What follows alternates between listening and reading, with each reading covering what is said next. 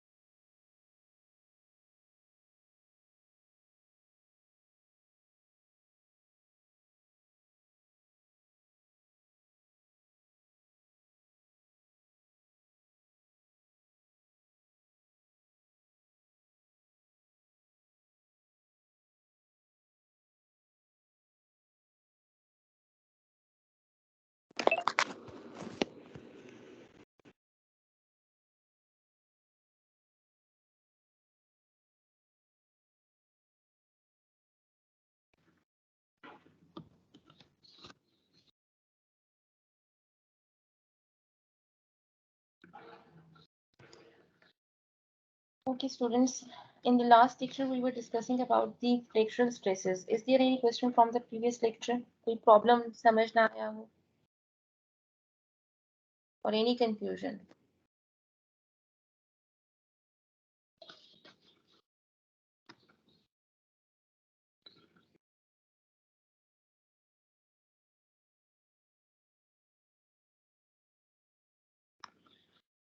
Okay, today we are going to start sharing stresses.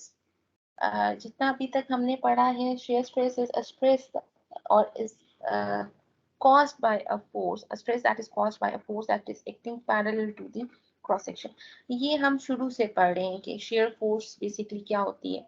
Shear force is any force that is acting parallel to the plane, and shear stress is stress, corresponding stress that is caused because of this parallel force.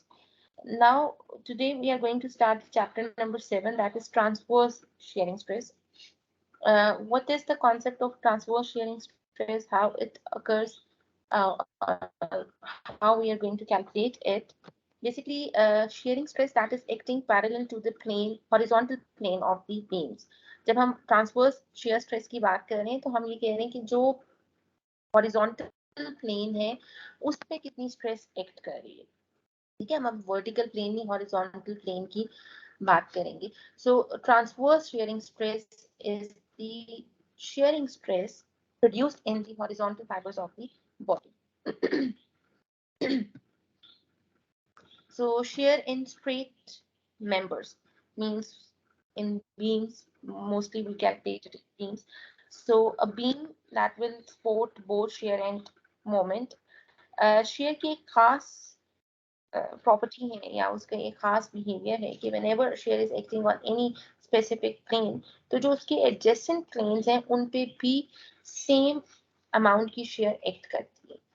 अब ये किस तरह करती है या इसका क्या main role है, किस तरह से हम इसको डिस्कस कर सकते हैं. Let me draw one figure.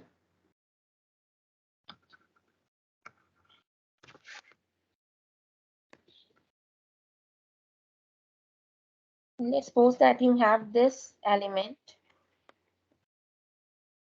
and it has 4 phases. ठीक है, 4 phases हैं इसके और इस पे आप कहते हो कि इसके किसी एक फेज पे shear downward act कर रही है. Now, what is the equilibrium condition? That whenever any force is acting in downward direction, there must be an equal and opposite force on the opposite side. So there must be an equivalent force on the opposite face. ये हमेशा से हमने equilibrium को पढ़ा. So let's suppose that the shear has a magnitude of V. The same magnitude is acting on both faces.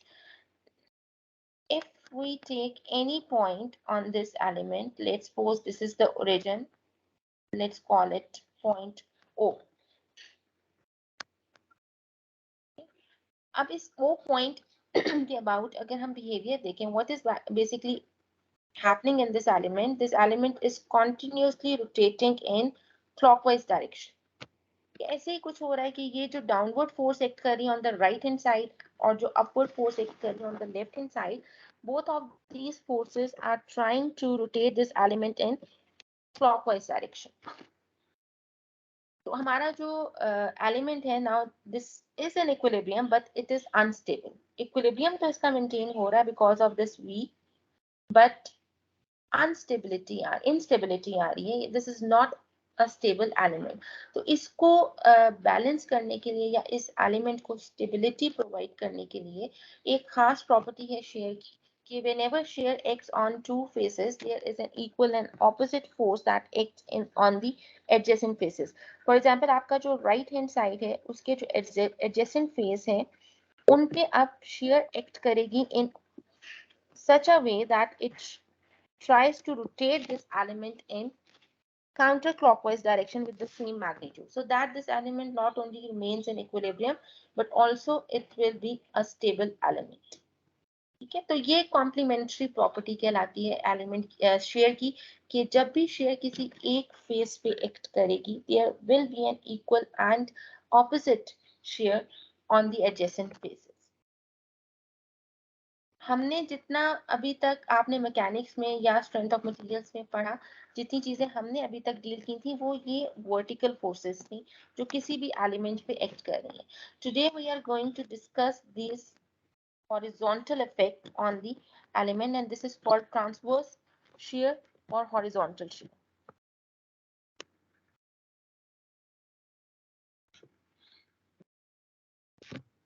Transverse shear or horizontal shear.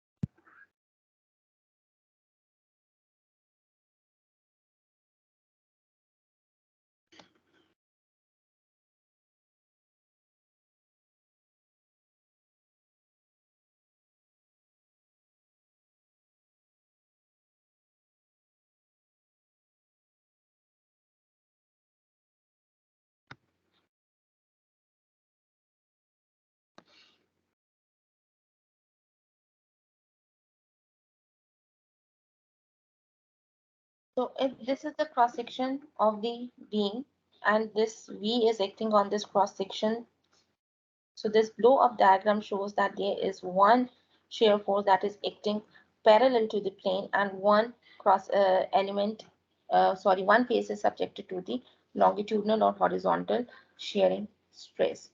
So to illustrate this effect, we have to consider the beam. This beam is being subjected to different kinds of load, including the distributed load and point load. And if you see there, they have taken one blown up diagram of segment TX. This is similar derivation that you might have done in flexural stress. जो मैंने आपको एक home assignment दी थी कि आप flexural stress की derivation को देख लीजिएगा. So this is the similar beam. So if we have this differential element that is being subjected to uniformly distributed load as well as some point loads F1 and F2, and it has moment M1 and M2. So this blown up diagram has been taken out, and on this diagram the same concept of flexural stress has been applied, that this is, if this is positive, uh, uh, a case of positive bending, then the bottom fiber will be going in tension and top fiber will be going in compression. तो वही concept यहाँ पे use किया गया है कि हमारे पास अगर positive bending है तो पॉजिटिव बेंडिंग में जो मेन इफेक्ट आता है वो क्या होता है कि बॉटम फाइबर्स आपके टेंशन में होते हैं और top fibres are in compression. तो ये वो फ्लेक्चरल स्ट्रेस है. डेफिनेटली फ्लेक्चरल स्ट्रेस में भी हमने यही पढ़ा था कि point to point this stress is being change because of the changing bending moment. यही चीज हमने देखी थी कि बेंडिंग मोमेंट क्योंकि लॉन्ग द लेंथ चेंज हो रहा है तो जिस तरह चेंजेस आ रही हैं the same effect has been reported in flexural stress. तो अगर आपके पास dx सेगमेंट है and on the left hand side it has been subjected to flexural stress df double prime, on the right hand side it must be some additional stress because of this differential element. So ये आपके पास दो faces पे या दो points पे dx के start point पे और dx के एंड पॉइंट पे जो स्ट्रेस प्रोड्यूस हो रही है वो यहाँ पे उन्होंने शो कर दी. So they say that for the equilibrium the net effect of all of the horizontal forces must be zero. ठीक है, जो आपका हॉरिजॉन्टल इफेक्ट है फोर्सेस का इक्विलिब्रियम के लिए इट मस्ट बी जीरो. तो उसको जीरो करने के लिए उन्होंने इक्वेशन डिफाइन की है. This is the equation for summation of all forces in x direction is equal to zero considering all rightward forces as leftward forces as positive.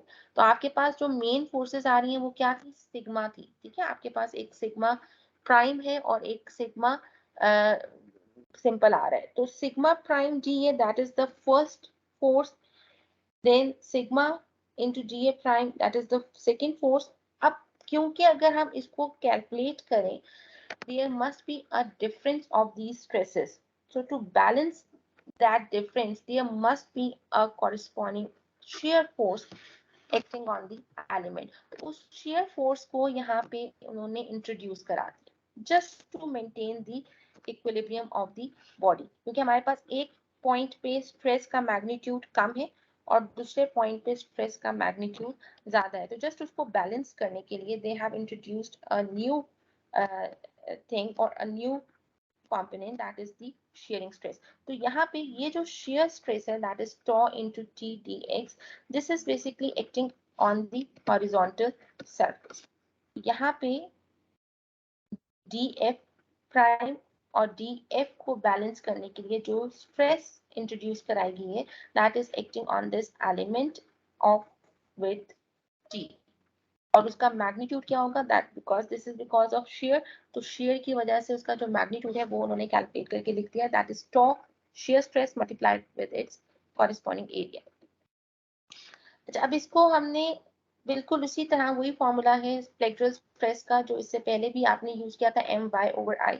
Same formula has been replaced और sigma को उन्होंने replace कर दिया है m plus D M divided by I. Because पहले case में आपके पास m plus D M moment था और दूसरे केस में आपके पास सिंपल मोमेंट आ रहा था m. तो उसको यहाँ पे रिप्लेस किया and they have calculated this equation or they have solved this equation. जो net result आपके पास आया है this is dm over I integral by dA is equal to tau into t dx. This integral is basically moment of an area. ठीक है, हमने इससे पहले जो मोमेंट पढ़ा था वो सेकेंड मोमेंट ऑफ एरिया पढ़ा था that is moment of inertia. in this equation they said that this is moment of an area. ठीक है, ये इंटीग्रल आपको क्या शो कर रहा है, it is showing you that this is moment of an area. तो यहाँ पे एक नई प्रॉपर्टी जो क्रॉस सेक्शन की प्रॉपर्टी है उसको हम यूज करेंगे that is symbolically represented by q. q के साथ हमने इसको रिप्रेजेंट करना है and that is the area first moment of the area.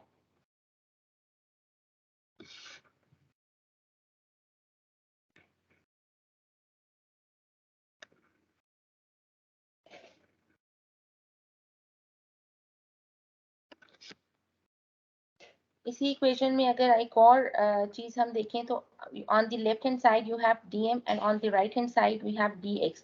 So dm over dx was the shear force. If you remember हमने इससे पहले कहा था कि जब भी स्लोप हम कैलकुलेट करेंगे मोमेंट डायग्राम का तो its slope will be equivalent to the magnitude of shear force. So you can say that dm over dx is basically equivalent to shear force acting on the body. तो यहाँ से हम shear force को replace कर देंगे, DM और dx को shear force से रिप्लेस कर देंगे और आपके पास जो नेट रिजल्ट आएगा इक्वेशन का वो कुछ इस फॉर्म में होगा tau is equal to V Q over I T. This tau is the shear stress acting on the horizontal plane of the body. V is the shear force that is being applied to the body. Q is the first moment of an area. I is moment of inertia, और ये I आपके पास flexural formula से आ रहा है, and T is the width of the plane at which shear stress is being calculated. तो जहाँ पे आपने shear stress को calculate किया है, उस पॉइंट पे या उस प्लेन पे जो विड्थ बन रही है क्रॉस सेक्शन की, वो हम टी के तौर पे कंसीडर करते हैं. अगर आप ये जो फिगर आपके सामने है, प्रोफाइल व्यू जो शो कर रहा है, यहाँ पे बॉटम पे देखो तो टॉ इन्होंने शो किया हुआ है. This is tau. So this width at which tau is acting, ये हमने टी के तौर पे कैलकुलेट करनी है या यूज करनी है.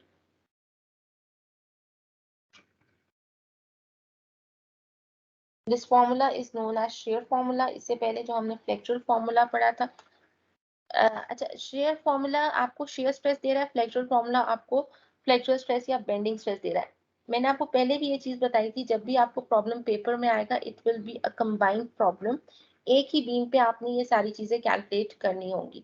तो हम पहले फ्लेक्चरल स्ट्रेस को सॉल्व करेंगे. कुछ पैरामीटर्स आपने वहां पे ऑलरेडी कैलकुलेट किए हुए होंगे, जिनमें एक मेन प्रॉपर्टी आपकी मोमेंट ऑफ इनर्शिया है, और शेयर फोर्स डायग्राम भी आपने प्लॉट की होगी, वहां से आपको शेयर फोर्स की वैल्यू मिल जाएगी. अब इस प्रॉब्लम में जो रिमेनिंग पार्ट रह जाता है, अगर उसी कॉन्टिन्यूटी में हम चलें, तो जो रिमेनिंग पार्ट आपका सोल्यूशन में रह जाता है, वो क्यू की प्रॉपर्टी है. क्यू आपने कैलकुलेट करना है. So we need to focus on how we are going to calculate Q, और what is meant by Q. Second parameter that is left behind is T.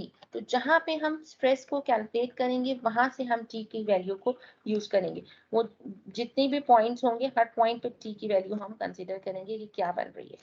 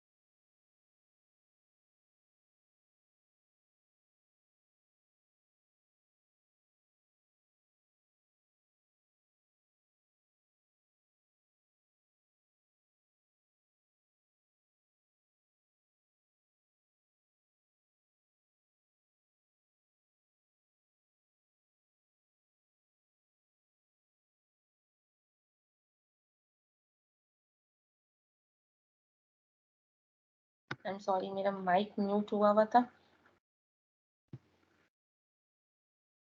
Okay, इससे पहले जो हमने शेयर फ्लेक्सुरल स्ट्रेस देखी थी, उसमें distribution was linear distribution over the cross section, and that was 0 at the neutral axis and maximum at the remote fibers.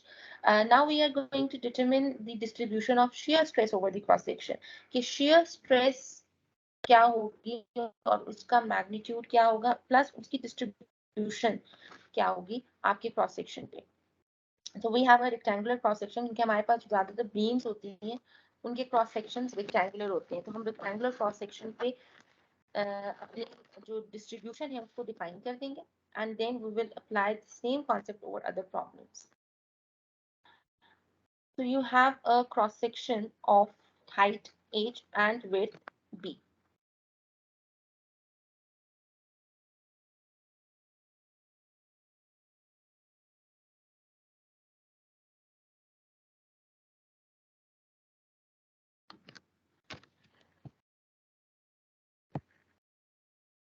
We have this cross section that has height h and width b. And this is the neutral axis. Neutral axis will be acting at h by 2. Symmetric cross section है तो h by 2 पे आपके पास इसकी neutral axis होगा. So how they have solved it here? कोई एक strip आपने basically consider. So what they did, they considered a area A prime. A prime की उन्होंने strip consider किया या area को isolate किया. Strip of area is known and its distance from the neutral axis is referred to as y bar prime. और ये element उन्होंने कितने distance of y from the neutral axis, y neutral axis से distance है उस element का,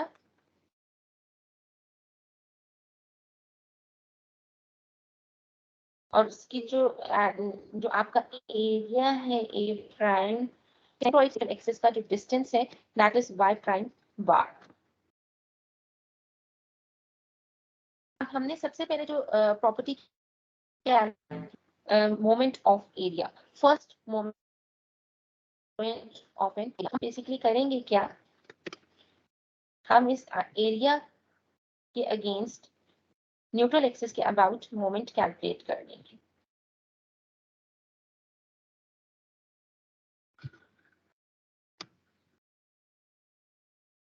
So if we have this area,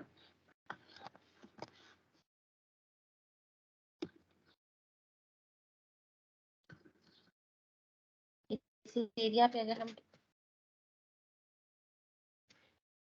moment calculate करना चाह रहे हैं Q, so this is y bar prime multiplied with a prime.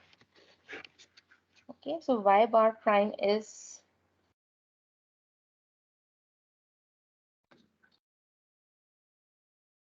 this is basically h by 2, that is depth of neutral axis from the top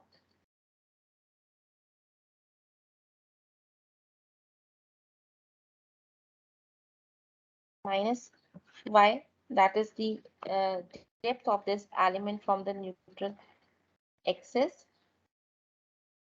So this comes the height of this element divided by 2 and plus y. So this is y bar prime. First they calculated the height of this element, divided it by 2 plus y. So the moment of an area, moment in area. Y bar prime क्या है? This is moment for this area. तो इस area के center prime, you will want A prime. So A prime prime will be h by 2 minus 5. That is the height of this area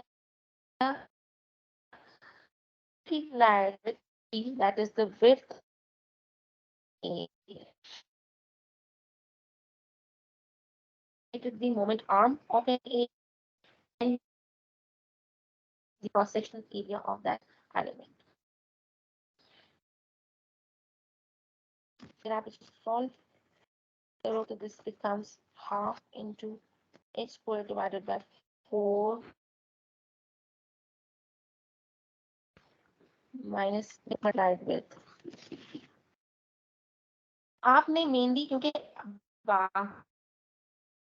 सारी जो हमें हमने पहले सॉल्व की होंगी, शेयर फोर्स भी हमने कैलकुलेट की भी होगी because of flexion form calculations.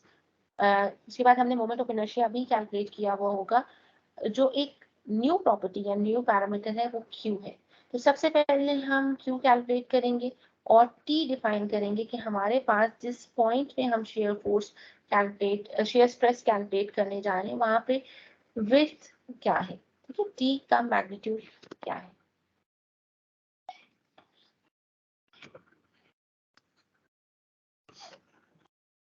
So for the same equation, if we write, we start calculating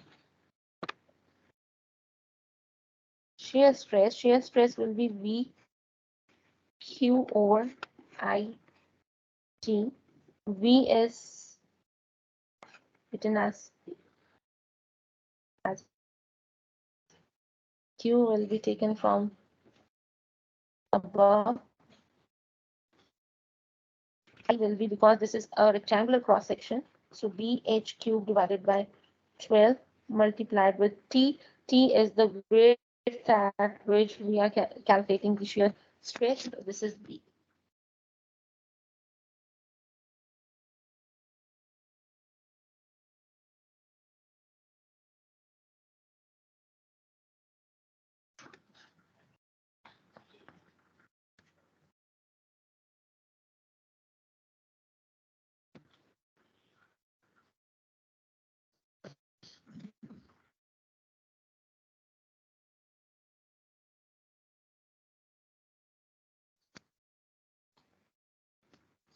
On solving this, it will be divided by B H cube multiplied with H squared divided by 4 minus Y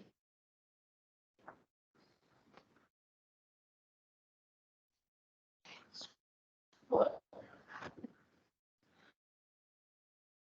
इस result से हम basically calculate करना चाह रहे हैं, हम क्या determine करना चाह रहे हैं, इसकी डिस्ट्रीब्यूशन क्या हो। So this equation shows that this is an equation of parabola curve. तो हम यहाँ से डिड्यूस कर सकते हैं कि जो भी शेयर स्ट्रेस आपके किसी रेक्टेंगुलर एलिमेंट पे एक्ट करेगी, it will be in a form of parabola. So if this was a cross section, you can say that on this cross section, the shear stress will be acting as a parabola. Now coming to magnitude, why I like this, if you see the equation, we have 2 points. One is the remote fiber and second is this. And we still need to solve this equation for y is equal to h by 2. ठीक है, हम अगर remote fibers पे जाएं तो at remote fiber even either be at bottom or at top.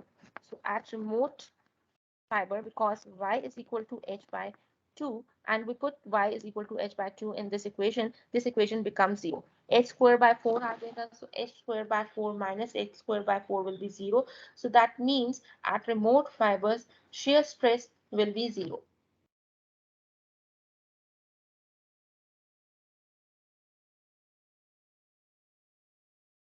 The second point of interest will be the point at neutral axis. So at neutral axis, y will be 0. Neutral axis से हमारे पास depth start होती है, सो y will be 0 at neutral axis. So this equation becomes 6v divided by vh cube into h square by 4 minus 0. So this equation, अगर आप इसको थोड़ा simplify कर लें, so this becomes 1.5 multiplied with v divided by bh. So BH is area of the cross section, rectangular area of the cross section. So this is 1.5 divided by V over A. So you can say that in a rectangular cross section, shear stress at neutral axis is 1.5 times the average shear stress. ये जो V over A है, this is an equation for the average shear stress, जो इससे पहले भी हमने calculate की है. So you can say that this is equal to 1.5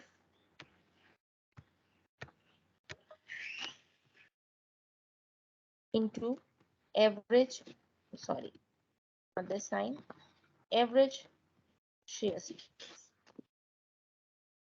ठीक है, अब हम हमारे पास तीन चीजें यहाँ से डिड्यूस हो रही हैं, क्या तीन कंक्लूजन्स हैं, तीन रिजल्ट्स आपके पास आ रहे हैं. First result is shear stress is zero at the remote fibers. Okay. And second is shear stress is maximum at the neutral axis. And third thing is in a rectangular cross section, the maximum shear stress is equal to 1.5 times of the average shear stress. तो ये तीन main results हैं जो यहाँ से हमें मिल रहे हैं. ये हमें फर्स्ट रिजल्ट क्या मिल रहा है, eight top and at bottom shear stress is zero. In case of flexural stress, it was maximum. Okay, flexural stress में टॉप और बॉटम पे स्ट्रेस मैक्सिमम थी. शेयर स्ट्रेस के केस में टॉप और बॉटम पे स्ट्रेस आपके पास मिनिमम आ रही है या जीरो आ रही है.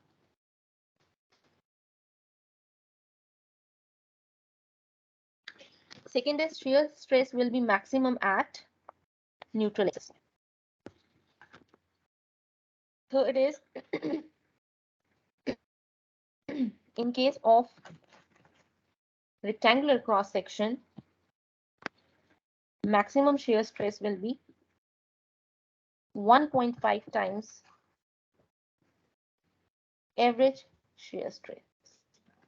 तो ये तीन मेन रिजल्ट्स हैं जो हम यहाँ से डिस्कस कर सकते हैं और ये इंपॉर्टेंट कंक्लूजन्स हैं जो हमने आगे यूज कर.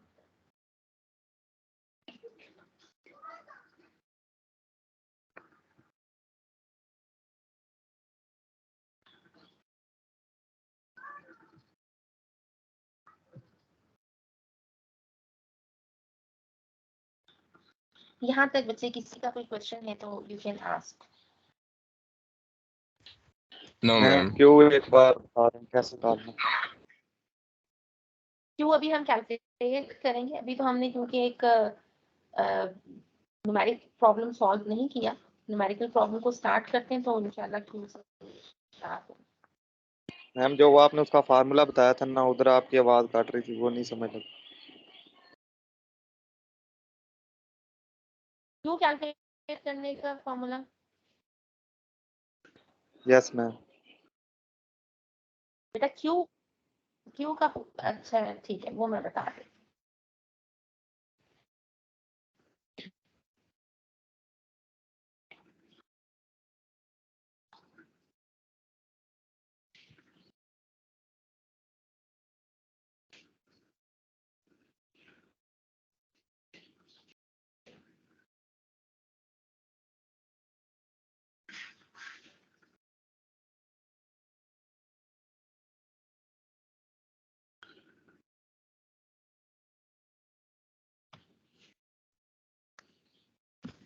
तो उसके फॉर्मूले को सिंपल अगर मैं एक प्रॉब्लम आपको सॉल्व करवा दूं.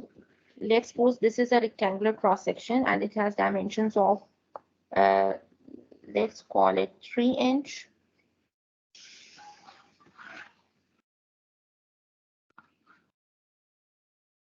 by 10 inch. ठीक है, हम अगर 3 इंच बाय 10 इंच का एक क्रॉस सेक्शन ले लें और इस पे हम सॉल्व करें moment of an area.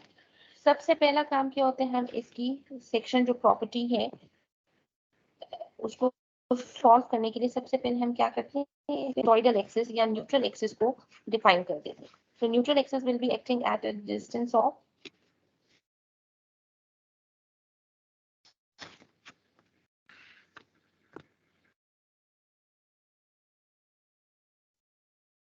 5 inch पे होगा।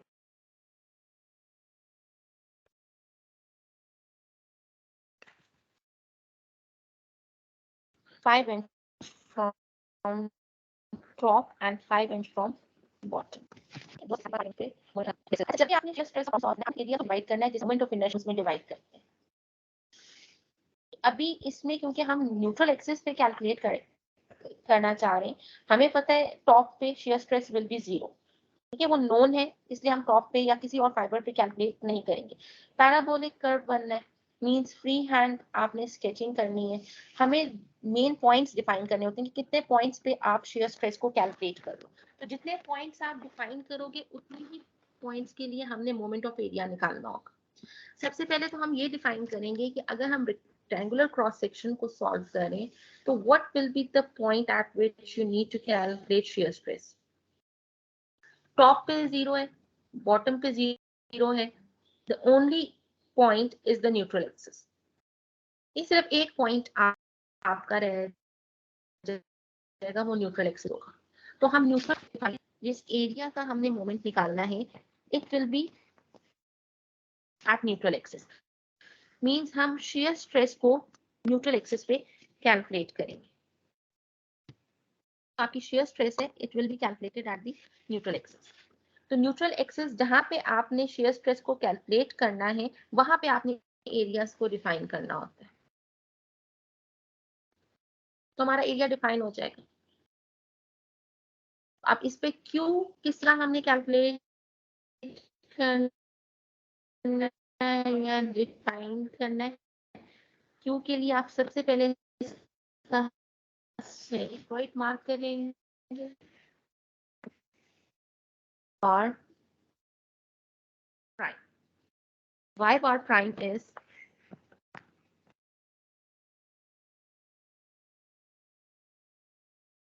2.5 inch, 5 divided by 2। अब हम Q कैलकुलेट करना चाह रहे हैं, so Q will be this y bar prime multiplied with this area. So area is A prime is 3 multiplied with 5. So 2.5 multiplied with 3 into 5. This is our area.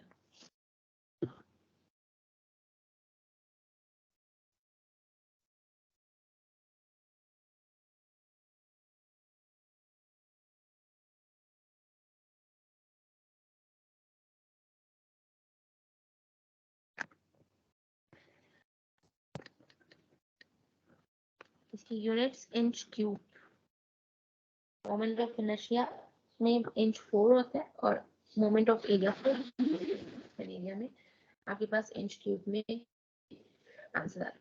सो हमने simple सा procedure है, moment arm define करना है area का, moment arm define करना है, moment arm को area से मल्टीप्लाई कर देना, आपके पास फर्स्ट मोमेंट ऑफ एरिया आ जाएगा।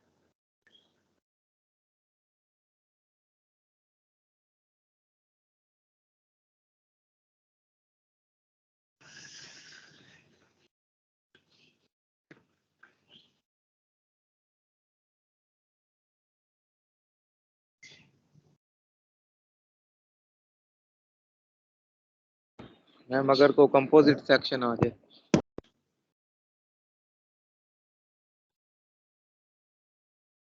कॉम्पोजिट करवा अभी मैं आपको एक कॉम्पोजिट करवा रही हूँ, ठीक है। रेक्टेंगुलर का समझ आ गया, रेक्टेंगुलर के साथ सॉल्व करना है। यस मैम वो आ गया।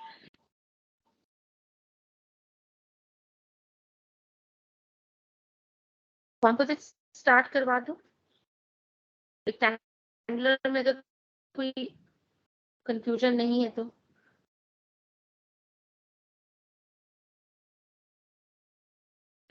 Yes ma'am.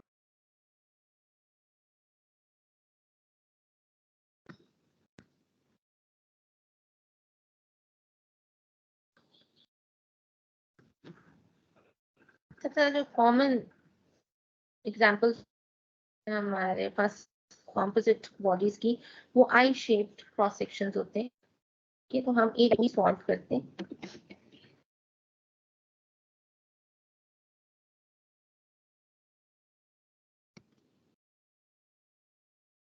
Let's start.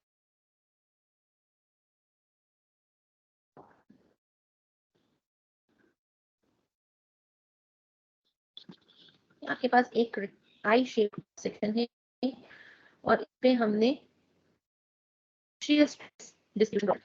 The main problem is to draw or to plot the shear stress distribution over the graph. ये हम स्टेटमेंट है।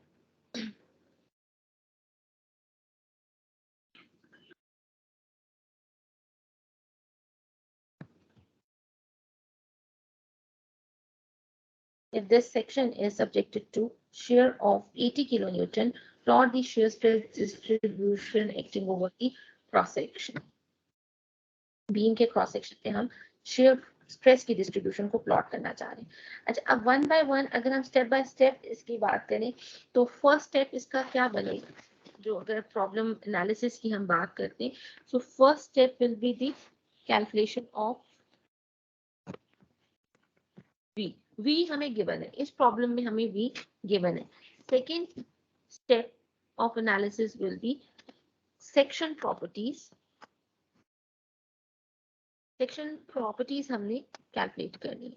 तो सेक्शन प्रॉपर्टीज में कौन कौन सी प्रॉपर्टीज हमें चाहिए होती है? We need to determine neutral axis, we need to determine moment of inertia, and now another additional property that is Q.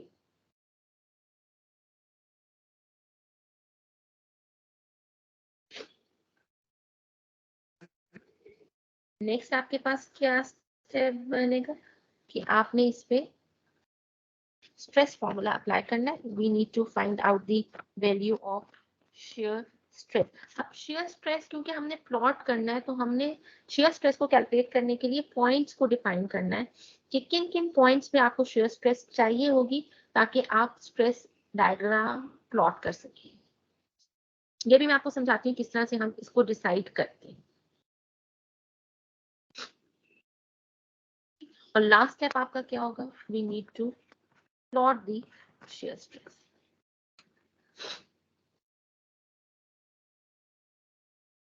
Ma'am आपकी स्क्रीन नहीं शो हो रही मेरी तरफ। इसी प्रॉब्लम को हम स्टार्ट करते हैं।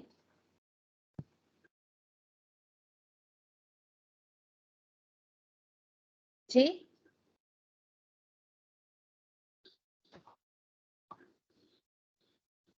मैम स्क्रीन बहुत लैग करती है, कभी कभी तो शो ही नहीं होती।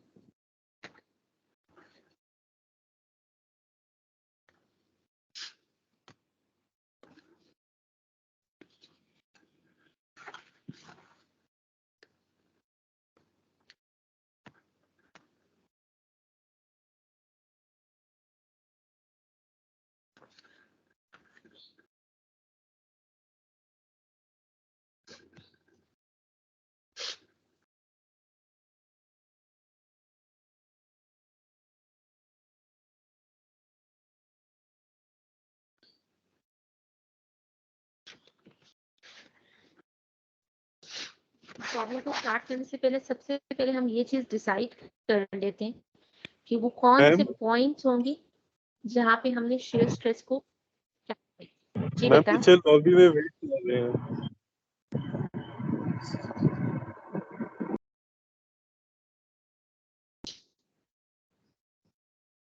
ओके थैंक यू, मैंने अलाउ कर दिया। ओके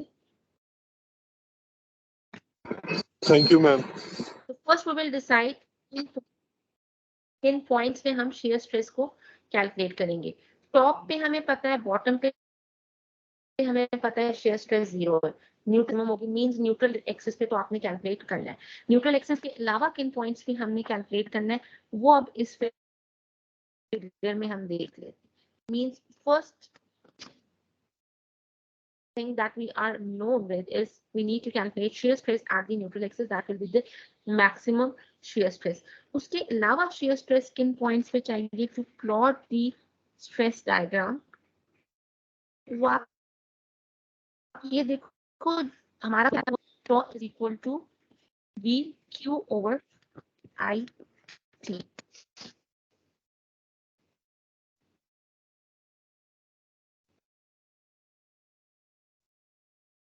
इस फॉर्म आपका डेफिनेटली डिफाइन हमने खुद करना है कितने पॉइंट्स पे, जहां जहां हम स्ट्रेस को निकालेंगे उन तमाम पॉइंट्स पे हम क्यू को कैलकुलेट करेंगे। तो हम पहले ये डिसाइड कर लेते हैं कि स्ट्रेस हमने कहाँ कैलकुलेट करनी है। क्यू तो हमारा डिपेंडेंट है जिस पॉइंट पे हमने स्ट्रेस कैलकुलेट करनी है। वी इज कांस्टेंट, वी आपका कांस्टेंट है, आई और V throughout the cross section change नहीं होगी। Now the main parameter that is continuously changing for composite bodies is this T. T अगर आप नोट करो तो इस क्रॉस सेक्शन में at this point, at the top of the beam and at the bottom of the beam, this T is 300. ठीक है, 300 आपके पास top पे भी आ रहा है, बॉटम पे भी आ रहा है। टॉप पे shear stress is 0, तो यहाँ हमें कैलकुलेट करने की जरूरत नहीं है। नेक्स्ट पॉइंट, अगर हम फ्रॉम टॉप टू बॉटम चलें तो नेक्स्ट पॉइंट आपके पास ये फाइबर है जहां पे हमने स्ट्रेस निकालनी हो। सो हम इसको अगर ए डिफाइन कर देते हैं तो ए पे हम स्ट्रेस को कैलकुलेट करेंगे। मींस ये आपका फर्स्ट एरिया होगा जिसका हमने मोमेंट निकालना है। कि हम टॉप टू बॉटम इस वक्त चल रहे हैं, टॉप पे हमें पता है shear stress 0 है। Then comes a point in the cross section A जहां पे हमने स्ट्रेस को कैलकुलेट कर लिया। इस ए पॉइंट पे अगर आप नोट करें, above this line thickness of the cross section or width of the cross section is 300, and immediately below this line the thickness or width of the cross section has been 15 mm. ठीक है, above की line आपके पास 300 है ma'am और screen below ही की नहीं line show हो आपके रही। पास मैम ना स्क्रीन शो हो रही है ना व्हाइट स्क्रीन बोर्ड। शो नहीं हो रही।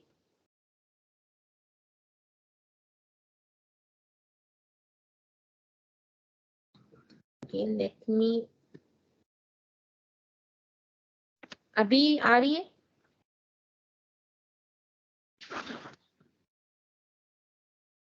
बेटा व्हाइट बोर्ड शो हो रहा है, मैंने व्हाइट बोर्ड शेयर किया है। नो मैम अभी तक नहीं हुआ। कुछ भी नहीं मैम शो हो रहा, और आपकी आवाज भी बहुत ज्यादा वो बीच में कट कट के आ रही।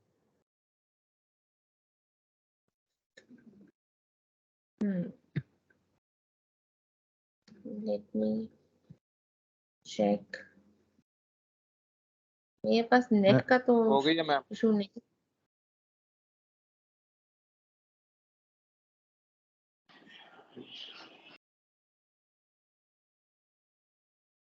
मैम अभी अब शो हो हो रहा रही है है? White board show. Yes ma'am. ठीक है, यस मैम आ गई। ठीक है। अच्छा, मैं आपको दोबारा से एक्सप्लेन कर देती हूँ हमने इसको किस तरह से स्टार्ट किया है, सो दैट अगर कोई चीज मिस हो गई है तो वो आप नोट कर लो। हमने सबसे पहले इस क्रॉस सेक्शन पे from top to bottom we are looking into the cross section कि हमारी स्ट्रेस कहाँ कहाँ पे किस तरह से चेंज होगी। So at the top fiber shear stress is 0। अभी हमने जब रेक्टेंगुलर सेक्शन को चेक किया था तो हमने यही कहा था कि shear stress 0 थी। टॉप पे हम क्या नहीं करेंगे। Next point comes at the junction of flange and web, जो फ्लेंज पे हम shear stress को कैलकुलेट करेंगे। अच्छा, आप इस जंक्शन पे if you call this junction A point, हमारे पास shear stress वेरी कर रही है। Above this line shear stress will be dependent on T 300। ठीक है, जो shear stress का मैग्नीट्यूड 300 कैलकुलेट करेंगे बिकॉज जो T विड्थ है वो 300 कंसीडर होगी। And below this line, this T has been changed to 15 mm. अब यहाँ पे ये 15 mm आपके पास width आ गई। It means there is a sudden change of shear stress at this point. एक sudden change आएगा above this line and below this line. या जिस तरह हम कहते हैं concentration आएगी. आपने एसएफडीज में जिस तरह पढ़ा था कि concentrations आती हैं तो हमारे पास jump और jump down करती हैं. इसी तरह BMGs में अगर concentrations आए, same is happening here. Shear stress has been suddenly increased. आपके पास एक दफा आप 300 पे कैलकुलेट करेंगे तो स्ट्रेस का मैग्नीट्यूड कम होगा.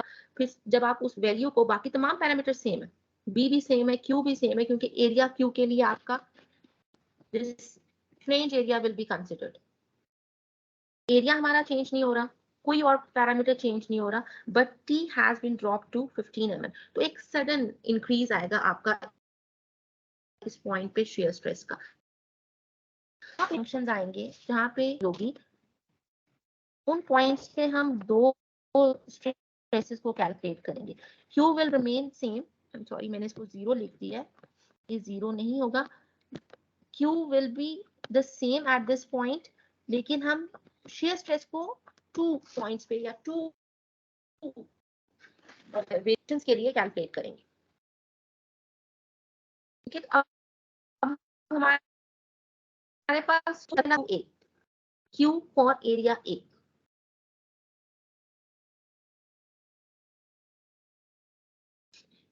नेक्स्ट इसी पॉइंट से अगर हम फर्दर नीचे आए तो हमारे पास जो नेक्स्ट पॉइंट ऑफ इंटरेस्ट बनेगा that will be the neutral axis, क्योंकि न्यूट्रल एक्सिस पे हमारे पास शेयर स्ट्रेस विल बी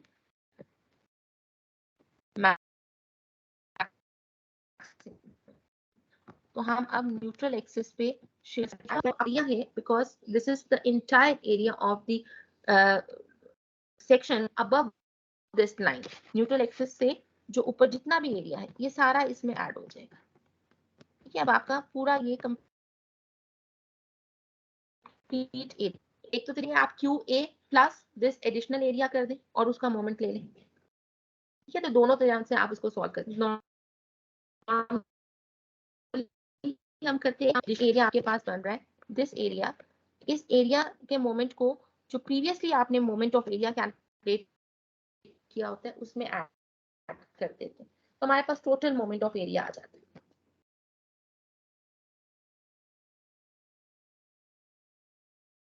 ये 3 होंगे या 3 कैलकुलेशंस होंगी शेयर स्ट्रेस की, and these 3 shear stresses will be enough to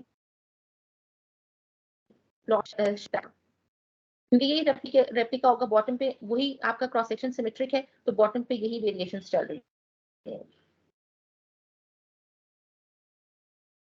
अभी इसको सॉल्व इसको स्टार्ट कर लेते हैं प्रॉब्लम को.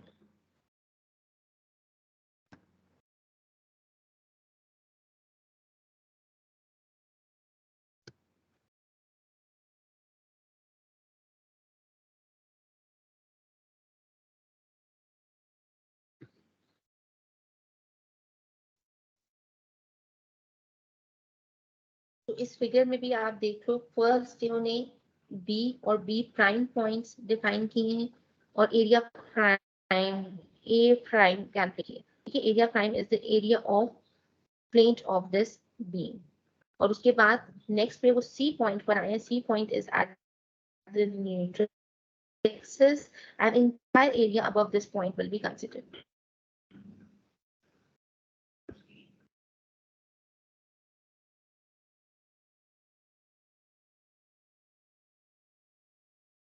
मोमेंट ऑफ इनर्शिया मैं डायरेक्ट लिख रही हूँ क्योंकि मोमेंट ऑफ इनर्शिया पे हमने इससे पहले काफी प्रैक्टिस की है एंड आई होप कि वो आपको आता होगा, उसमें कोई इश्यूज नहीं होंगे. हम यहाँ पे डायरेक्ट सॉल्व करेंगे moment of an area. Moment of inertia की वैल्यू जो इस वक्त हमारे पास आ रही है, this is I is equal to 155.8 into 10 raised to power minus 6 metre 4. ठीक है, तो I की वैल्यू हम as it is यूज कर लेंगे. V known, V is given in the problem statement, that was 80 kilonewton, तो वो हम यहाँ से यूज कर लेंगे. Now coming to the section property, that is a new property for you, that is Q. तो मैम Q स्क्रीन नहीं आ हम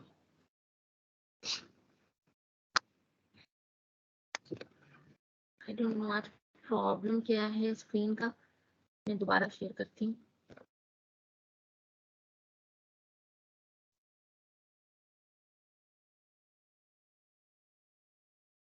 हो गई है मैम. हो गई है. Yes ma'am. तो moment on area, this is a new property for you, हम इसको discuss करेंगे.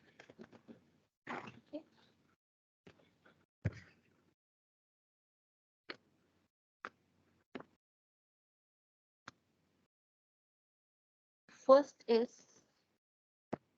QB and QB prime, क्योंकि B और B prime पे आपका जो एरिया है above this point is same, तो ये दोनों Q आपके पास same होंगे. So you can write that QB and Q prime are same, and this is equal to Y prime multiplied by A prime. So A prime is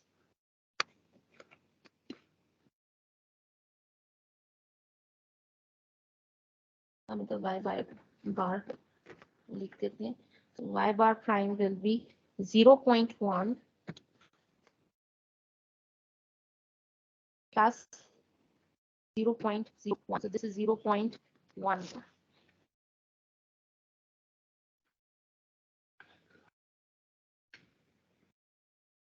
ये 0.1 हमारे पास B point का neutral axis से distance था plus half of depth of an area.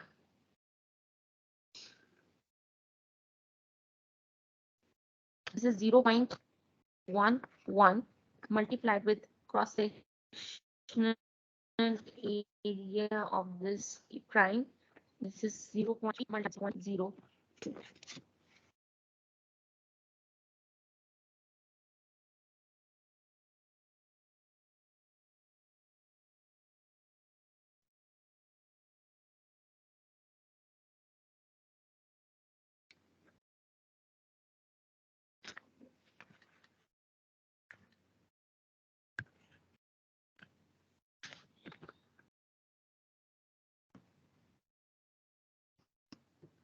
This is 0.66 into 10 raised to power minus 3 meter cube.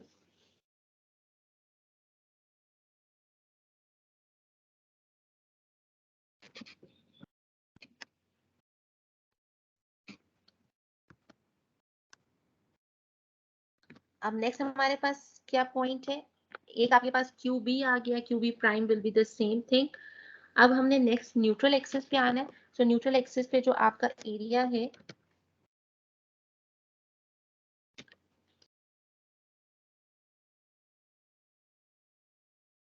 it will be the entire area of this web and flange above the neutral axis. ठीक है, तो वो neutral axis के ऊपर जितना भी area आ रहा है वो हमने कंसिडर करना है. अब इस न्यूट्रल एक्सिस से ऊपर आपके एक एरिया तो हमने अभी कैलकुलेट किया, वो ये टॉप फ्लेंज का एरिया था. The remaining area is this web area. तो हम क्या करेंगे, we will calculate QC, it will be numerically equivalent to QB plus this web, moment of area of this web up to neutral axis. ठीक है, neutral axis तक हमने इस area को कंसिडर करना है. So we will write the previous value 0.66 into 10 raised to power minus 3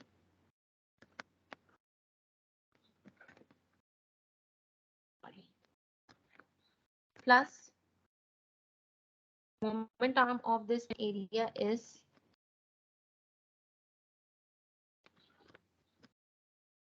0.1 divided by 2, that is 0.05,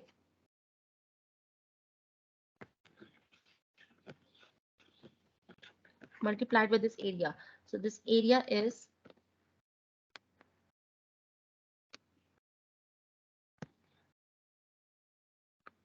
0.1 0.015.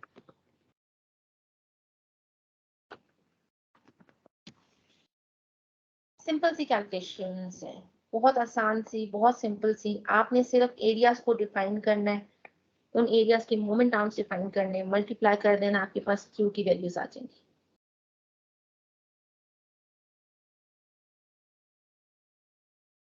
इसको simplify करने की वैल्यूज क्या थी, वो वैल्यूज यहाँ पे हम लिख लेते हैं।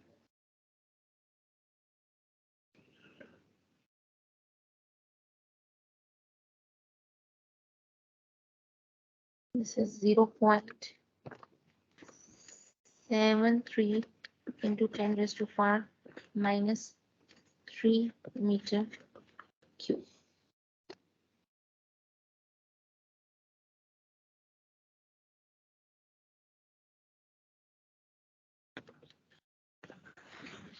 हम स्ट्रेस की कैलकुलेशंस की तरफ जाएंगे। ये सारी वैल्यूज जो भी हमने कैलकुलेट की वो यहाँ पे नोट कर लेते हैं ताकि हम इसके बाद अपनी कैलकुलेशंस को कंप्लीट कर सकें। Moment of inertia for this cross section was 155.6 into 10 raised to power minus 6 meter 4. QB or QB prime was 0.66 into 10 raised to power minus 3 meter cube, and Q neutral axis or QC is 0.73 into 10 raised to power minus 3 meter cube. Now coming to the calculations of shear stress. अब हम ये सारी shear stresses को पहले calculate करेंगे और उसके बाद उसको plot करेंगे. At the top of the member, shear stress is 0. At the top, shear stress is 0. At point B, shear stress will be VQB divided by ITB. ये B और I कांस्टेंट है, Q और T जो है वो change हो रहा है. So V is 80 kilonewton, 80 kilonewton multiplied with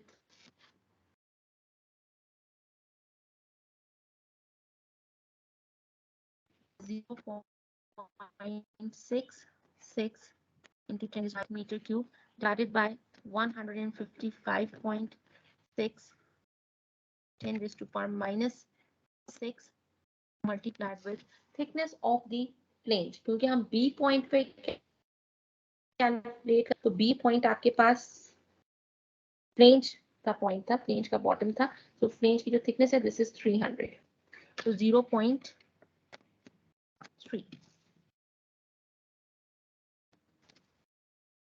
figure सामने रख लेते हैं।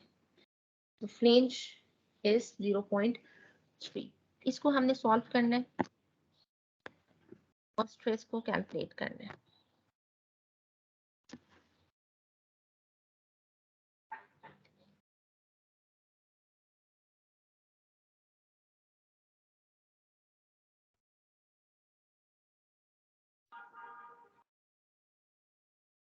दिस इज बी प्राइम, यहाँ पे इन्होंने इस फिगर में बी प्राइम इसको कहा अबव द न्यूट्रल एक्सिस और इन द फ्लेंज, तो हम पहले बी प्राइम को सॉल्व कर रहे हैं। ये 300 थिकनेस आपके पास बी प्राइम पर आ गई। आप इसको कुछ भी डिफाइन कर सकते हैं, A B C, it's up to you. आप जो पॉइंट डिफाइन करेंगे वही आप यहाँ पे लिखेंगे। This 1.13 mega pascal. अब नेक्स्ट इसी पॉइंट पे एक और स्ट्रेस हम कैलकुलेट करेंगे because of the sudden change in the cross sectional dimension that will be T B so we Q B divided by I T B. V is constant 80 into 10 raised to power 3. QB is same as of QB prime 0.66 into 10 raised to power minus 3 divided by I is constant 155.6 into 10 raised to power minus 6 and T is now changed to 15 mm. ठीक है पहले 0.3 आपके पास था now it has been changed to 0.015 क्योंकि आपके पास एक width suddenly drop हो रही है तो shear stress will be increased. shear stress का जो magnitude है वो अब increase हो जाएगा.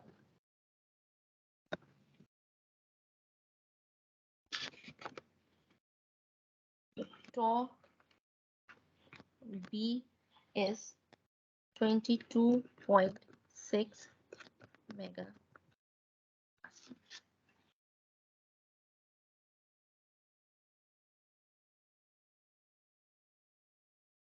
अच्छा अब इतने पार्ट को हम पहले प्लॉट करें उसके बाद हम नेक्स्ट पॉइंट की तरफ जाते हैं ताकि आपका ये साथ साथ चीजें डिस्कस होती जाए कि हम स्ट्रेस को प्लॉट किस तरह कर रहे होंगे.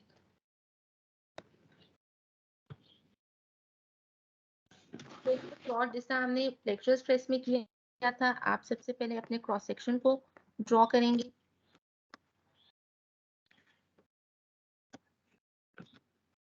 फिर न्यूट्रल एक्सिस को डिफाइन करेंगे.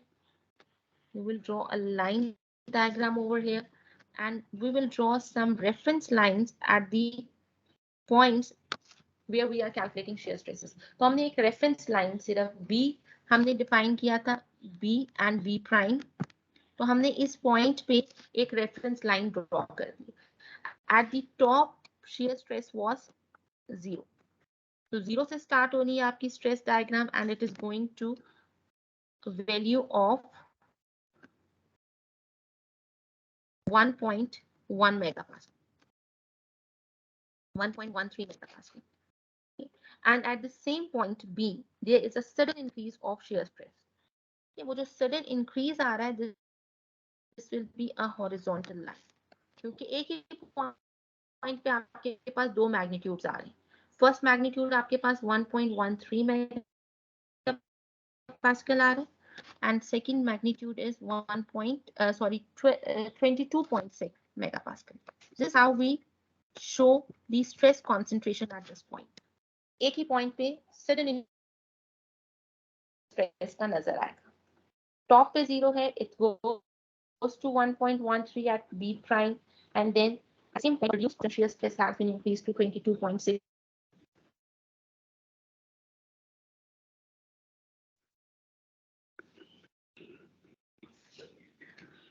अब जो आपकी डायग्राम टॉप पे बन रही है बिकॉज आपका सेक्शन सिमेट्रिक है तो आप बॉटम पे इसी तरह इसको reduce कर सकते हैं to 1.13 and then to 22.6 megapascal. Remaining point, the only unknown point is now neutral axis. तो neutral axis calculate लेंगे और हम plot कर देंगे.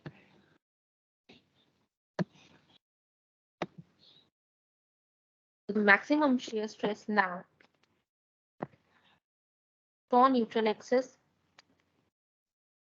आप इसको tau क्योंकि हमने C point define किया है tau लिख दें और neutral axis लिख दें और tau में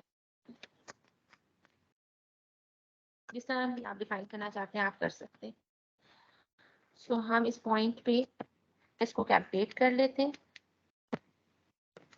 So tau maximum will be VQC by IC. V is constant 80 kilonewton.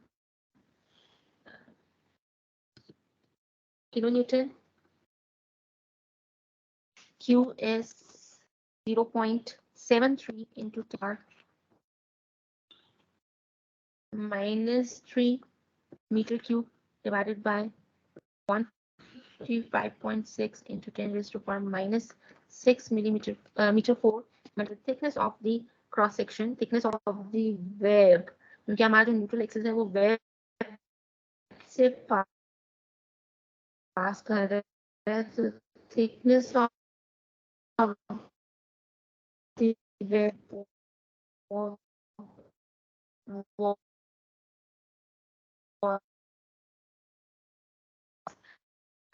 15 mm, so 0.015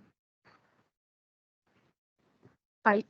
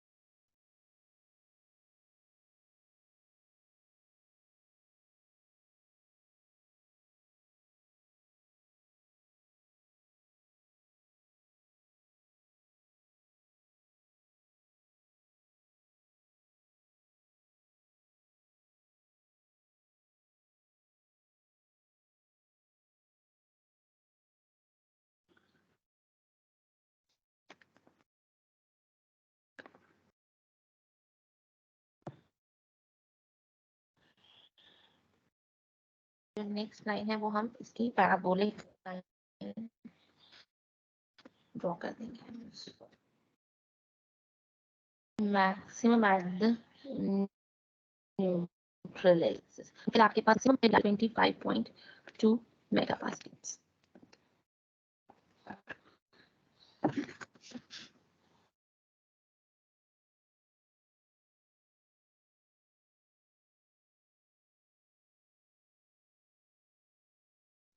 Any question from this topic?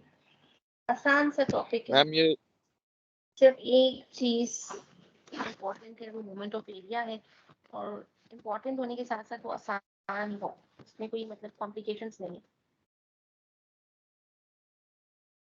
है, easily calculated. Excuse me ma'am, जी बेटा.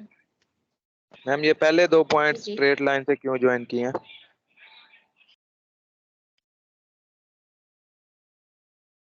पहले 2 पॉइंट्स में ये स्ट्रेट लाइन से क्यों ज्वाइन किए हैं? ये भी सेकंड डिग्री नहीं से होने चाहिए?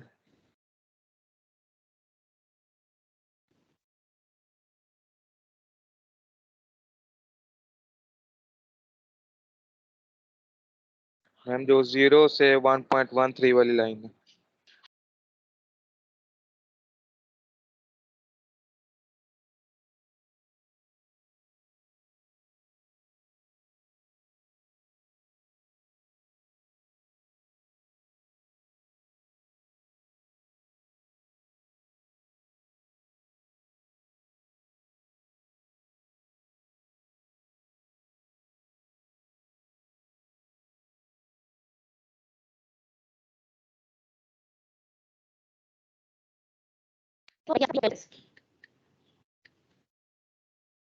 बट की पॉइंट पे आपके पास दो पॉइंट्स, दो वैल्यू, उस पे दो वैल्यूज आ रही है, तो वो डेफिनेटली हॉरिजॉन्टल लाइन के साथ रिप्रेजेंट होगी। मैम आपकी Value has आवाज been नहीं आई increased at the बिल्कुल भी। same point.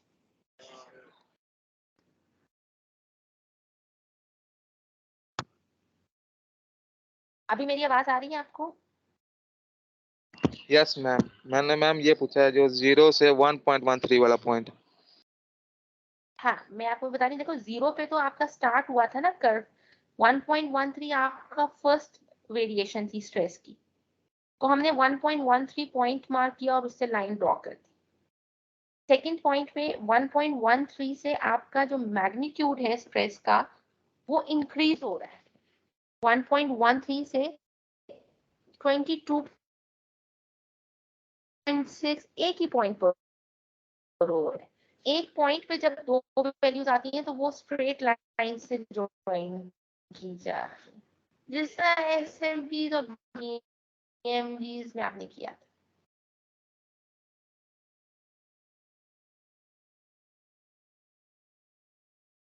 मैम मैं ये पूछ रहा था जो ये 0 से 1.13 वाली लाइन है, ये स्ट्रेट है या पैराबोला है? Clear now? अगर आप इसको ऑन लार्ज स्केल ड्रॉ करेंगे तो ये पैराबोलिक ही ड्रॉ होगी, क्योंकि रेक्टेंगुलर है। कोई भी रेक्टेंगुलर ओके सेक्शन होगा उसमें स्ट्रेस आपकी पैराबोलिक ड्रॉ होगी।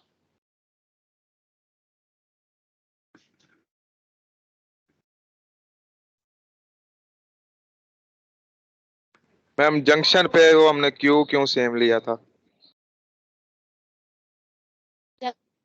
जंक्शन के बच्चे, मैं आपको ये बता रही हूँ कि एक ही पॉइंट पे दो मैग्नीट्यूड्स आ रहे हैं स्ट्रेस के।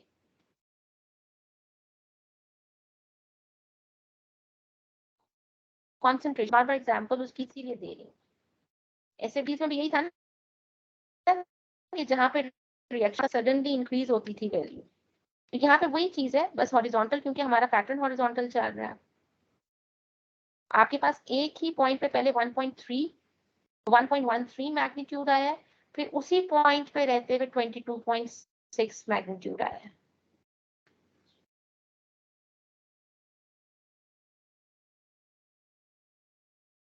मैं आपको एक और ग्राफ के तौर पे अगर इसको ड्रॉ कर दूं, होपफुली मैम इससे मैं आपको क्यू ज्यादा का क्लियर हो पूछ रहा हूँ, जाएगा। उधर एरिया की डिमेंशन तो चेंज नहीं होंगी जंक्शन पे? जंक्शन पे क्यों चेंज इसलिए नहीं होगा क्योंकि पॉइंट तो सेम है ना, बी पॉइंट। देखो, आपने जो अपने पॉइंट दिए थे, जो एरिया हमने डिफाइन किया है वो ये एरिया है, एरिया तो चेंज नहीं हो रहा, सिर्फ विड्थ चेंज हो रही है उस एरिया के ऊपर और उस एरिया के नीचे। उसकी जो बॉटम लाइन है उस पर सिर्फ विड्थ चेंज हो रही है।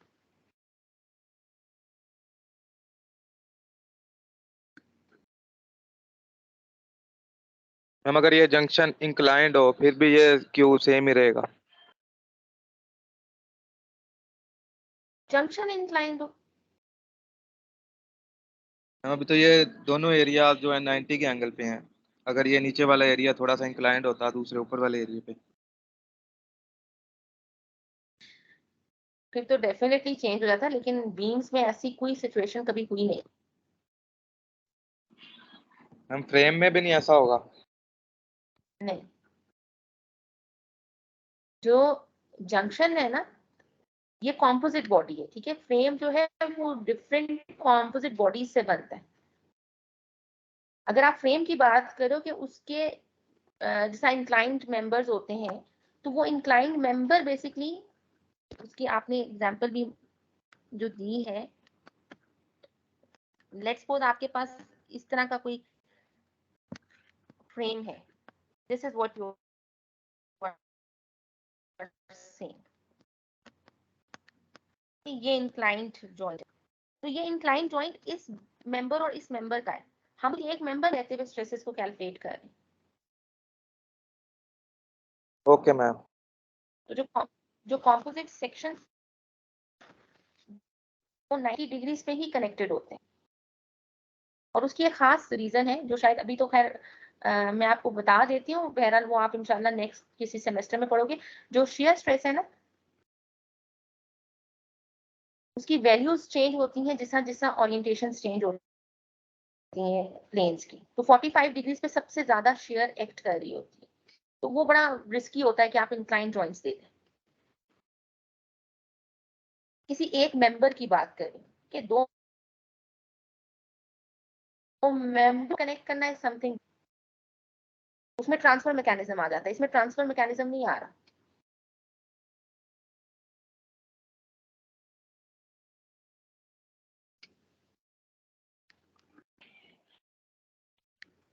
Anything else?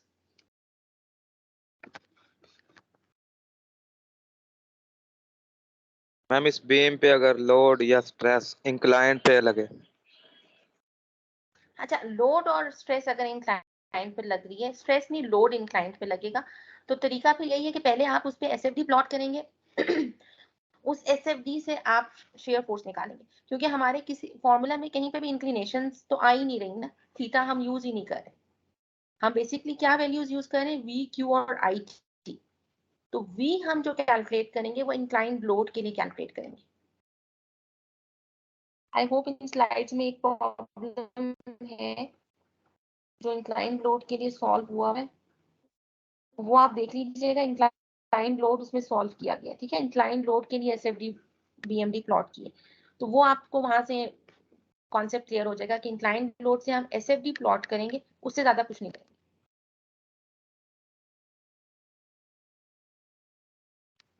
मैम उसमें जो उसका हॉरिजेंटल कंपोनेंट होगा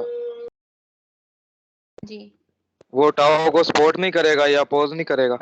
नहीं, नहीं, देखो अभी वही मैं आपको कह रही हूँ, फॉर्मूला जो हमने ड्राइव किया उसके अंदर कहीं पे भी हॉरिजॉन्टल शेयर नहीं आ रही।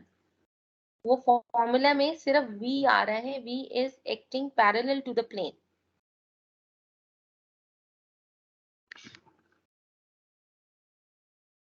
तो जो प्लेन के पैरेलल फोर्स है हम सिर्फ उसी को यूज करेंगे, उससे पे जो हम स्ट्रेस निकालेंगे वो परपेंडिकुलर प्लेन पे भी एक्ट कर रही होगी और वो हॉरिजॉन्टल प्लेन पे भी एक्ट कर रही होगी। ओके जो मैम। आप हॉरिजॉन्टल कंपोनेंट की बात कर रहे हो ना, उसको हम शेयर नहीं कहते, उसको हम एक्सियल कहते हैं। तो वो एक्सियल फोर्स होती है, और उससे फिर टेंशन और कंप्रेशन तो आ सकता है लेकिन उससे शेयर नहीं आ सकता।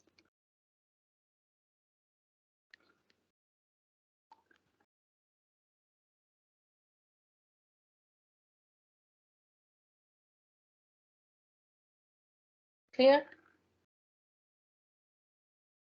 Yes ma'am.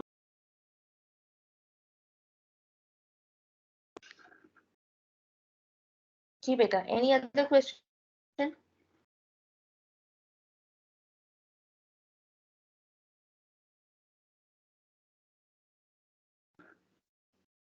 मैम रिकॉर्डिंग रोक दें अगर यही कुछ है तो। जी मैम रिकॉर्डिंग ऑफ कर दें समझे। रिकॉर्डिंग बेटा ऑन थी। मैम ऑफ कर दें ऑफ। रिकॉर्डिंग ऑफ कर दूं?